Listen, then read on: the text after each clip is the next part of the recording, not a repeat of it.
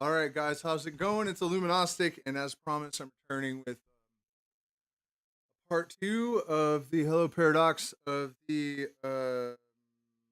Illuminati Freemason stream that I started the other day because I left a lot out, and I'm going to leave a lot out tonight too because there's just so much to say about this subject. I have so many anecdotal stories, I guess, that there's just no way that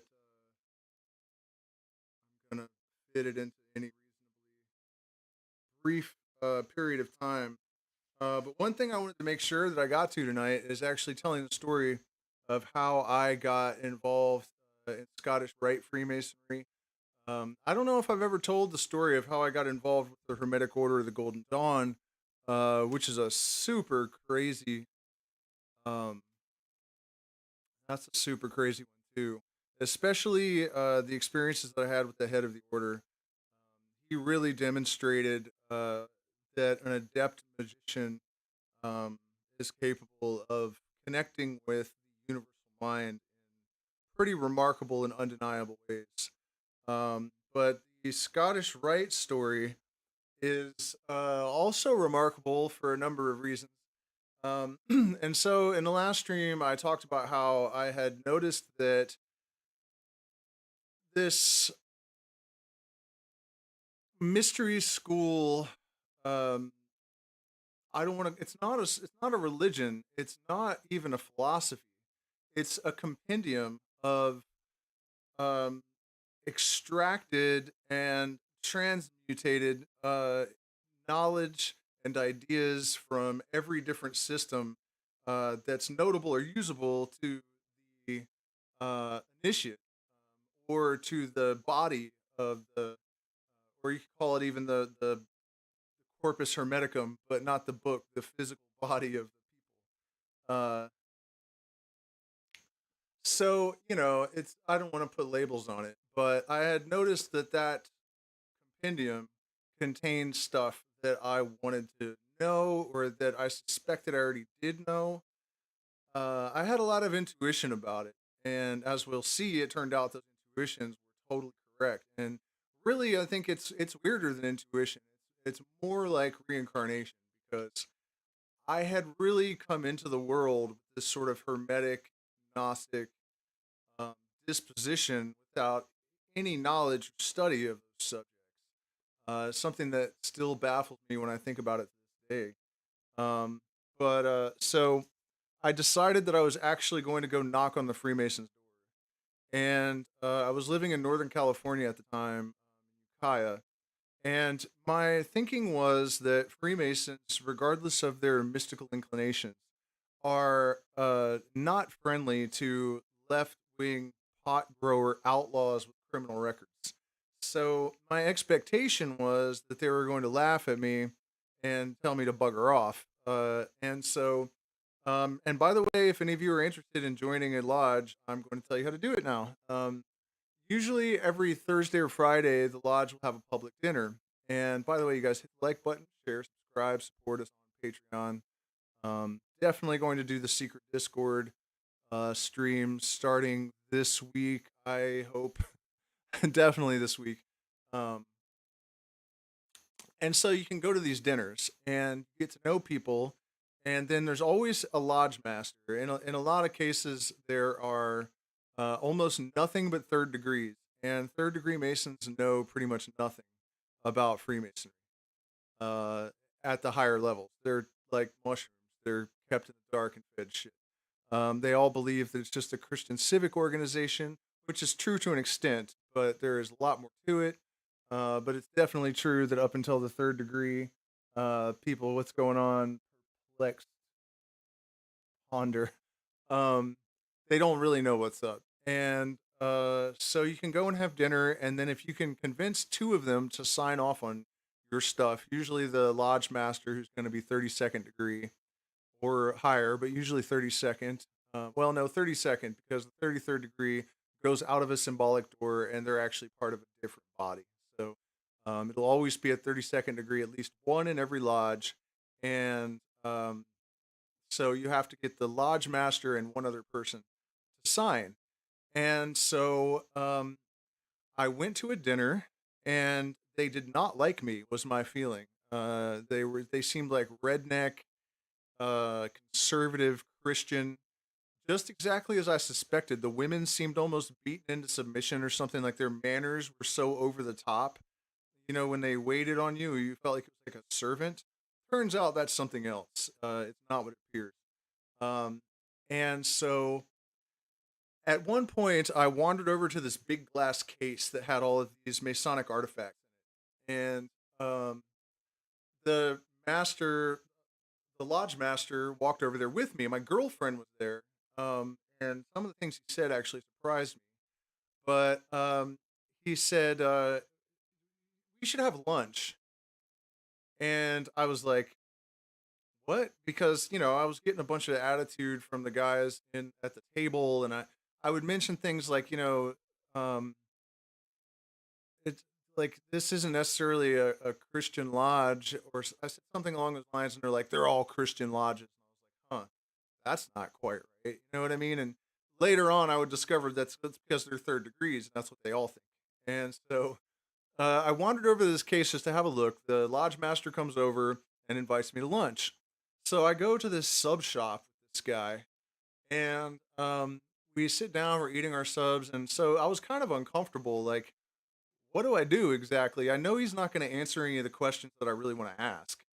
Um, he's, you know, like, what is the point here? So I said, you know, isn't this really an occult organization? And he just goes, oh well, it's all kind of a cult, isn't it? Everything's a cult. And what he meant by that was, as Aleister Crowley said, every act is a magical act because um, anything that happens is consciousness acting on energy.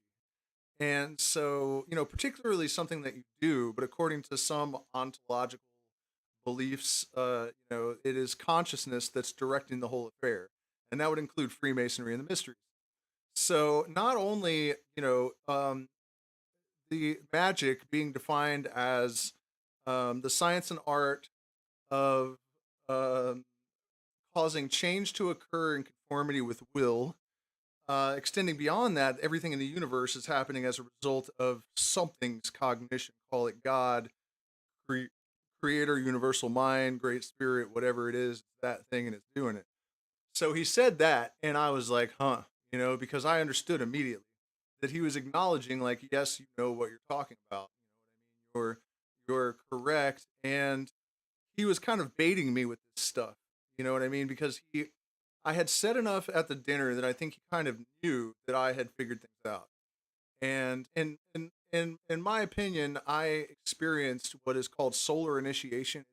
It's acknowledged by um, Freemasonry. Albert Pike said that some Masons have never been inside of a lodge, and they receive their initiation on the rays of the sun, and that's what I think happened, honestly. And so we continued this dinner, and I said, "Okay, well, I, you know, and he just cut me off because I was stammering, and he says, "Do you have a criminal record?" And I said, "Yes," and he goes, "So do I. That's not going to matter. Is it serious?" And I said, "Not real serious. I mean, I went to prison." And he's like, "That's okay. Don't worry about it." He was an ex-cop, right? He was a retired cop. I already knew that. So then, you know, I'm sitting there thinking, okay, so I'm sitting here with a 32nd degree Freemason who is an ex-cop with a criminal record. What in the hell is this? And so, you know, already I'd realized that some of my ideas about what this was, in terms of, you know, them being like conservative and straight laced and all of that, was less true than I had imagined. And I did notice that some of them were like sleeved up and stuff when I was at the lodge dinner. Um, so he informs me that one of the other guys at the dinner had agreed to sign off on my papers. And so um, I was like, okay, I guess can't really say no to that.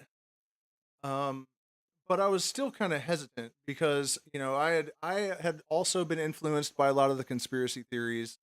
I wasn't really sure what was going to happen if I actually took this oath and, got myself stuck in this organization. So at the next dinner, I continued to ask questions, and we walked over to that same glass case, and I was like, look, and I basically said almost everything to him that I said in the last live stream about what I thought of Freemasonry. And after a few minutes of it, he just stopped me and he said, "You know more about this than any of these other men in this temple right now." And what he meant was they're all third degrees, and they don't know now, and they're never gonna know what you know and what I know. And you're correct. Just stop blabbering about it. And he said it right in front of my girlfriend, which also surprised me that he was willing to acknowledge all of this stuff in front of someone who wasn't even planning to take initiation. And I was a bit taken back, and he said, "In fact, you will not enter at the Master Mason level." And so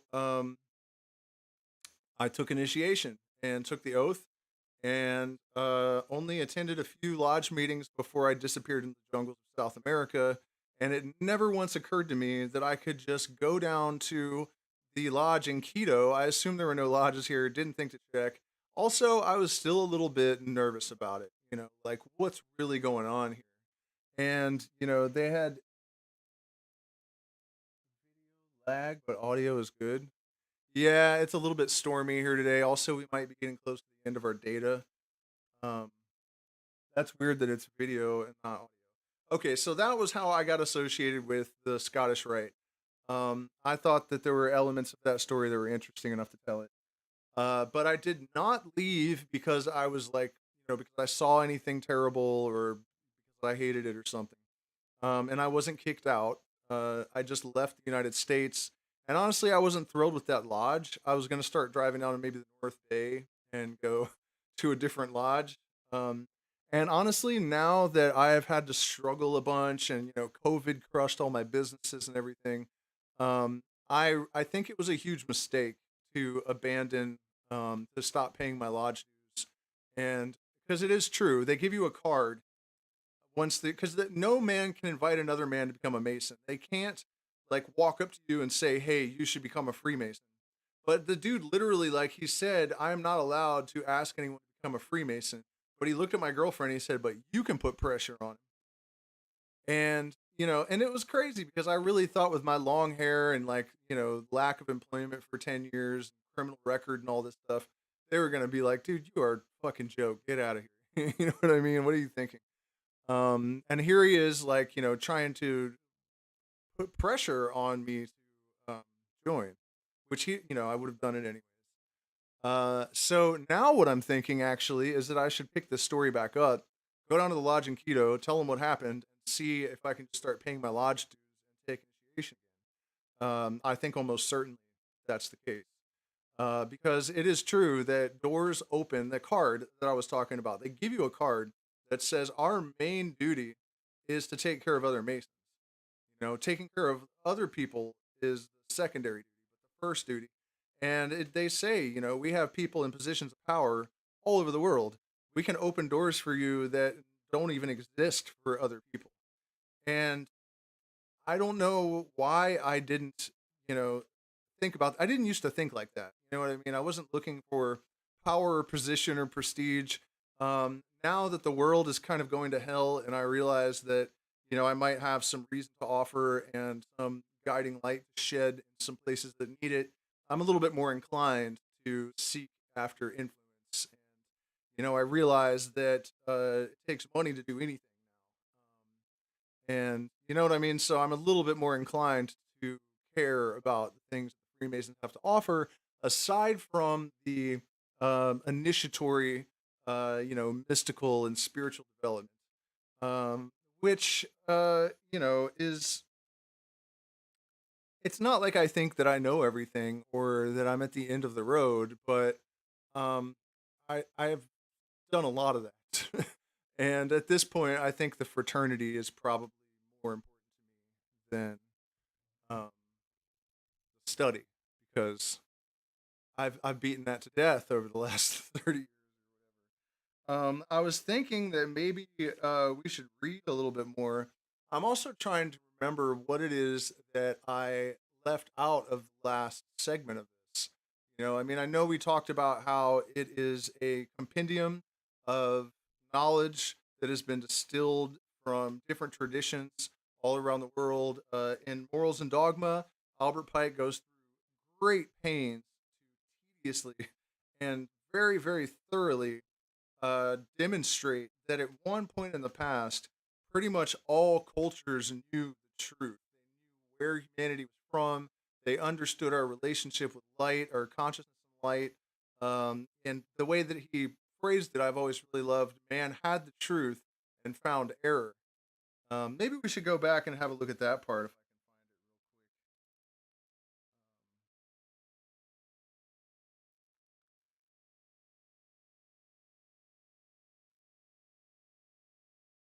Well, here's an interesting thing that I just opened right up to. Let's do some, what do you call it? Bibliomancy, where you just open a book and read whatever you find. Um, Though Masonry neither usurps the place of nor apes religion, prayer is an essential part of our ceremonies. It is the aspiration of the soul toward the absolute and infinite intelligence, which is the one supreme deity, and feebly and misunderstandingly characterized as an architect. Certain faculties of man are directed toward the unknown: thought, meditation, prayer. The unknown is an ocean of which conscience is the compass. Thought, meditation, prayer are the great mysterious pointings of the needle. It is a spiritual magnetism that connects the human soul with the deity. These majestic irradiations of the soul pierce through the shadow toward the light. It is but a shallow scoff to say that prayer is absurd, because it is not possible for us by means of it to persuade God to change his laws or his plans. He produces foreknown and foreintended effects by the instrumentality of the forces of nature, all of which are his forces. Our own are part of these. Our free agency and our will are forces. The will is a force. We do not absurdly cease to make efforts to attain wealth or happiness, prolong life, and continue health, because we cannot by any effort change what is predestined. If the effort is also predestined, it is not the less our effort made of our free will. So likewise we pray. Will is a force, thought is a force, prayer is a force. Why should it not be of the law of God that prayer, like faith and love, should have its effects? Man is not to be comprehended as a starting point or progress as a goal without these two great forces, faith and love. Prayer is sublime. Orisons that beg and clamor are pitiful. Do not prostrate yourself before a great spirit. To deny the efficacy of prayer is to deny that of faith, love, and effort.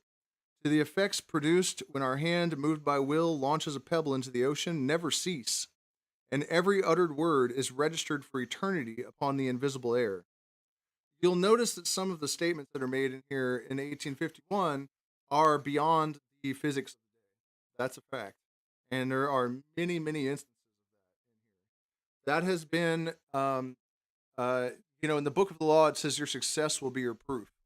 And that instances of uh, that foreknowledge of the discoveries of science is something that has been evident in, Plato actually conceptualized Adam.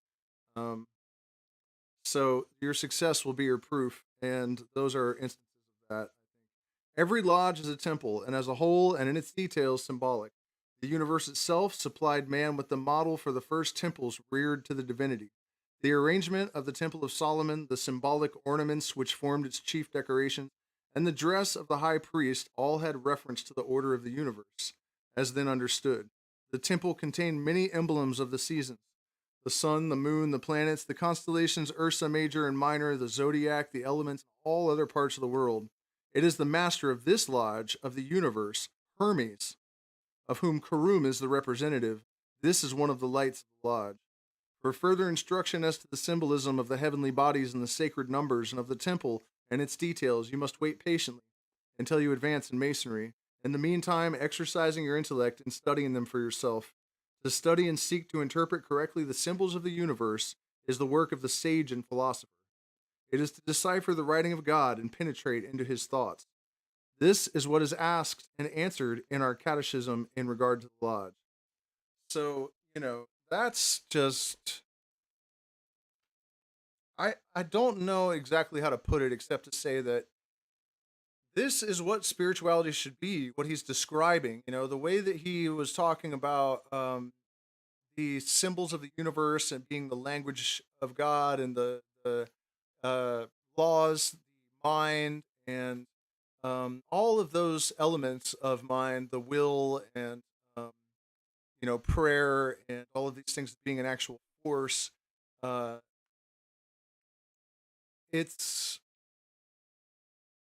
also very poetically expressed in this book as the true scripture as is writ large upon the land for those who have eyes to see it.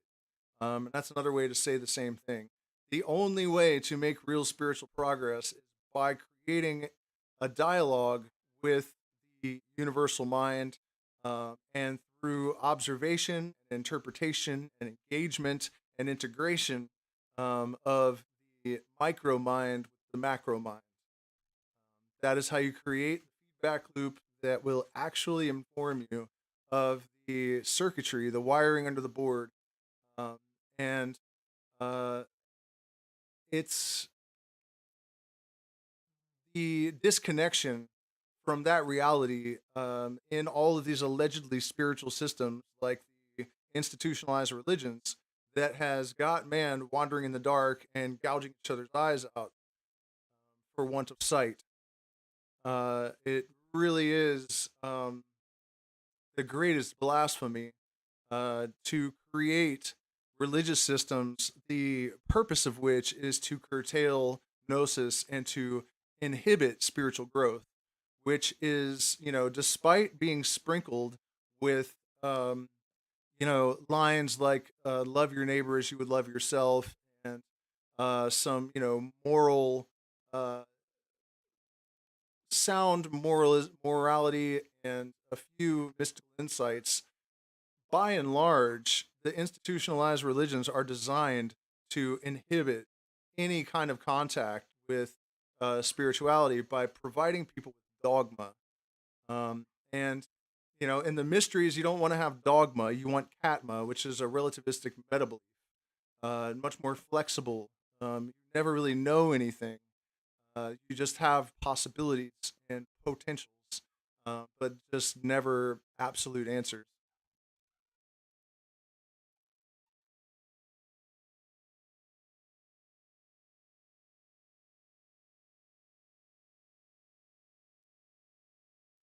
Yeah, well, it's true. One world religion, because people figure it out, not because it's forced on them, not because they're brainwashed into it, but because anyone that goes through a certain set of gnosis-inducing experiences will learn of their own ingenium, the true nature of the universe and their right relation to it. It has nothing to do with the kind of bullshit brainwashing that Christianity and Islam and all of these garbage religions, that kind of mentality. And one world government, I mean, the fact that people in the United States, who the UN ranks as the 41st developing country, like that's the rank, 41st, like you're worried about losing your nationality, you know what I mean? Or your whatever, your flag, I mean, it's already gone. Everything that you thought America was isn't real anyways. So what is it you're protecting? And some kind of ideal that doesn't even exist? And the point of getting rid of borders is that if there are no borders and no nationalism, how do you pit people against each other? How are you going to have wars?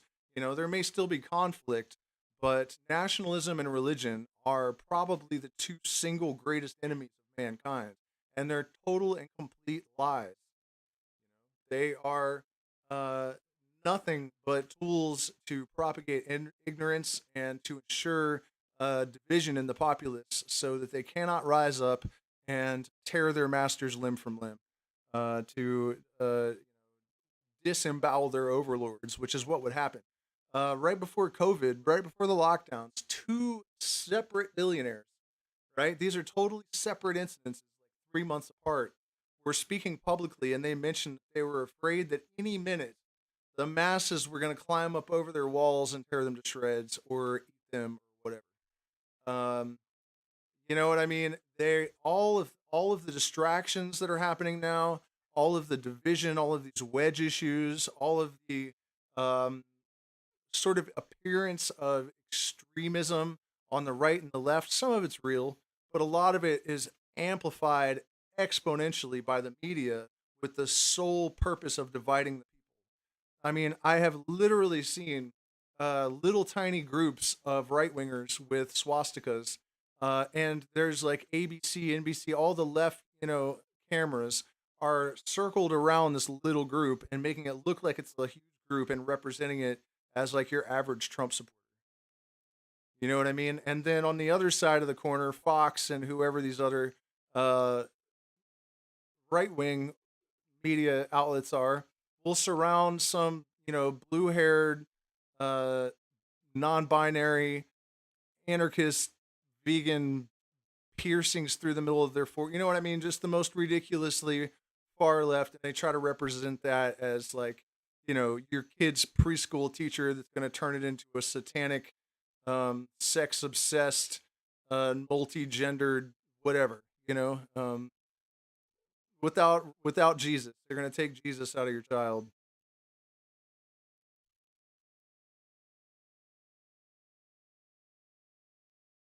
Anyone that uses the term masses makes you scratch your head. I mean, I don't. What does that even mean? The masses.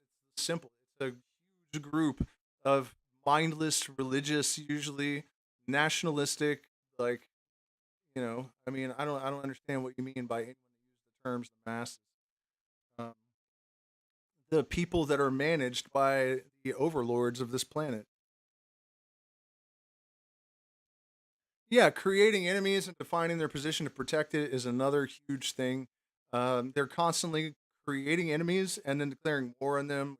We've seen that with the CIA over decades and decades and decades. They'll fund a terrorist organization and then tell everyone, "Oh no, we need to go attack it." Um, yeah, but that's not really the subject of this of this live stream. I just wanted to tell the story of my um, initiation with masonry because it mostly because it shows where a lot of the misconceptions, even as someone that at the time had more of an open mind and studied it quite a bit, I was still really surprised by the reality of it. By the way, if you haven't hit the like button yet, please do. You can support us by joining Patreon.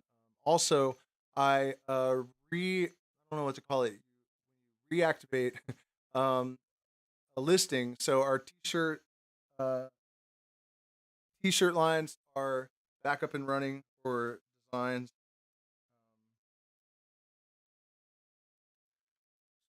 See if there's anything really, really good that just pops out here. This book is so huge, and a lot of it's just like really tediously going through.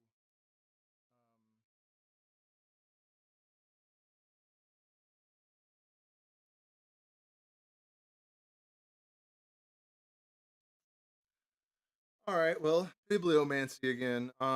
With the compasses and scale, we can trace all the figures used in the mathematics of planes, or in what are called geometry and trigonometry, two words that are themselves deficient in meaning.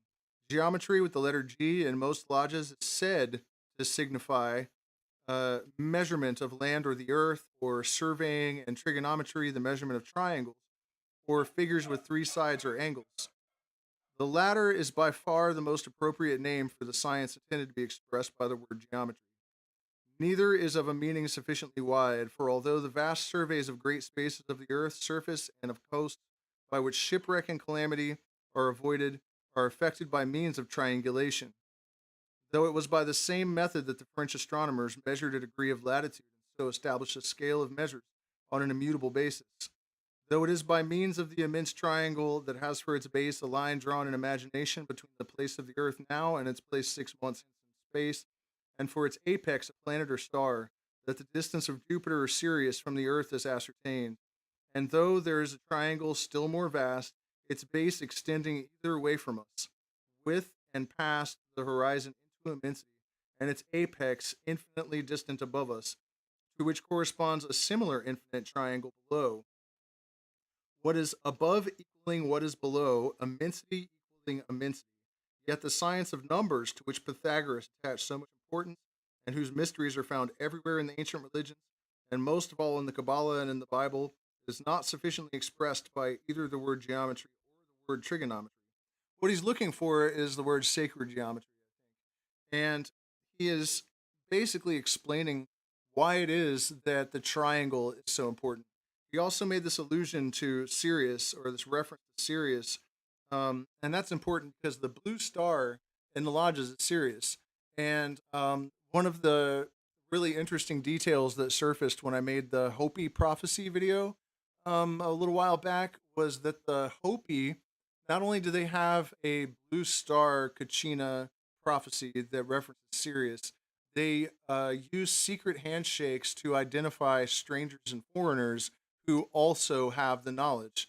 So they have this thing of, sacred or divine or prophetical relationship with Sirius and secret handshakes, as do the Masons. And they're literally used for the same purpose, these handshakes. Um, so, you notice the reference to Sirius. That wasn't like he just randomly chose a heavenly body. Um, For that science includes these with arithmetic and algebra, logarithms, and integral and differential calculus, and by means of it are worked out the great problems of astronomy or the laws of the star. Virtue is but heroic bravery, to do the thing thought to be true in spite of all enemies of flesh or spirit, and despite of all temptation or menaces. Man is accountable for the uprightness of his doctrine, not for the rightness of it. Devout enthusiasm is far easier than a good action. Man, that is really, man is accountable for the uprightness of his doctrine, not the rightness of it. And devout enthusiasm is far easier than a good action. And that is why, these religions tend to really fall flat. Faith is not actually healthy. Having the uh, cultural um, precedent that believing things just because you have been told it's virtuous to, this is one of the worst things that ever happened to culture. That faith was construed to be virtuous because it's not. It's not at all. It's just a form of ignorance.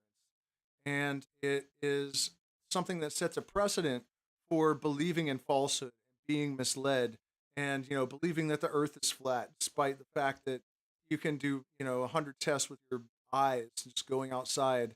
You don't need a scientist lying to you. You don't need NASA. You just need 7 IQ points and a set of eyeballs, and you know what I mean.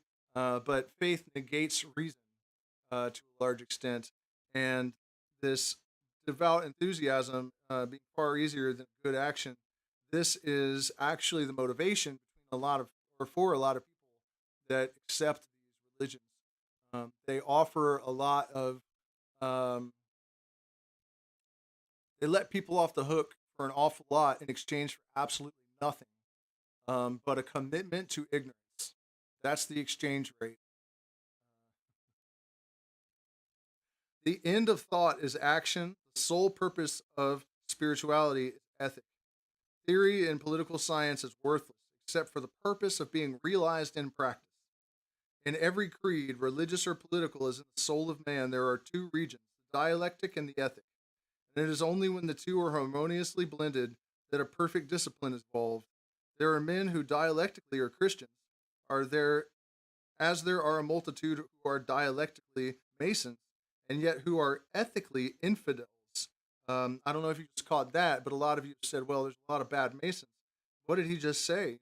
He acknowledged that as far back as 1851, that there are people who are dialectically Masons, but they are ethically of the profane in the strictest sense. Intellectual believers, but practical atheists. Men who will write you evidences and perfect faith in their logic, but cannot carry out the Christian or Masonic doctrine, owing to the strength or weakness of their flesh. On the other hand, there are many dialectical skeptics, but ethical believers, as there are many Masons who have never undergone initiation, and as ethics are the end and purpose of spirituality, so are ethical believers the most worthy. He who does right is better than he who thinks right. So he's acknowledging that an atheist that does the right thing is better than a religious person or a Freemason that has faith, or basically just exactly what I was explaining before. This idea that faith is a virtue in and of itself is just completely whacked out and insane and horrible, and it is one of those corpses of the past that we have tied mouth to mouth with the living, breathing present. That's just not healthy. Shouldn't do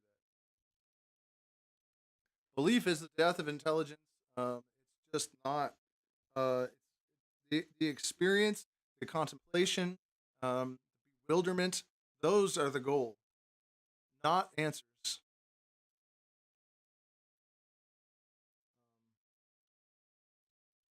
Yeah, that's crazy because that was like one of the things I started with the live stream about there are Masons who have never entered a lodge. We ended there in our little bit of reading. Um, so yeah, I mean that's basically it. I'm gonna wrap this up, and I'm going to offer just a little bit because I'm gonna do another stream in 15 minutes. I'm gonna play some music, and but I just wanted to mention that I'm doing a musical stream after this. I already did that, and encourage all of you guys out there that if you have any friends or foes that really think that the mysteries are terrible and that the Freemasons and the Illuminati are out to get them, encourage them to actually look at the source material because 99% of these people have not done that. And, this is one of the major problems that we have in steering society back in a meaningful and productive direction is that people have their sense of their critical thinking faculties have been kneecapped, um, and people have lost the ability to reason. And I think that fear has become a sort of dark guiding light that has obscured the lens of the intellect in a tremendous number of people. And of course, people don't really approve of fear. And so people kind of cover it up with brash self assuredness and really take a lot of solace in thinking that they know what's going on and who the bad guys are and all of the deep secrets of the universe in reference to the religions that they've adopted. And I think that all of us that are outside of that have an obligation to confront and try to redirect the consciousness of those individuals before so much damage has been done that there's no turning back.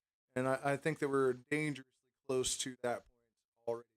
So thank you guys so much for spending this time with me. Please hit the like button, share, subscribe, support us on Patreon, and join us on the next stream if you are into psychedelic improvisational rock guitar.